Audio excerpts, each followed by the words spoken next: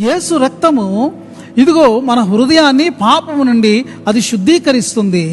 శోధన అనేటటువంటిది మన విశ్వాసాన్ని అది పవిత్రపరిచేటటువంటి సాధనంగా ఉంది అని మనము తెలుసుకోవాల్సినటువంటి అవసరం ఉంది.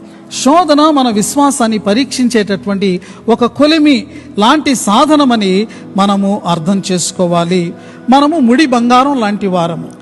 ఈ కొలిమిలోనికి మనం వెళ్ళినప్పుడు ఏమి జరుగుతుంది అంటే, మనలో ఇంకా మిగిలి ఉన్నటువంటి అనుమానపు ఏమైనా మలినాలు ఉంటే అవన్నీ శుద్ధైపోతాయి. సందేహపు పలుకు లేదన్నా మనలో ఇరుక్కుని ఉంటే, మనల్ని అంటుకుని ఉంటే, ఈ యొక్క శోధన అనేటటువంటి అగ్ని ఒక పవిత్రమైనటువంటి అగ్నిలాగా మనలో ఉన్నటువంటి ఆ యొక్క సందేహపు పలుకులన్నిటినీ కూడా మనలో నుండి తొలగించి వేస్తుంది.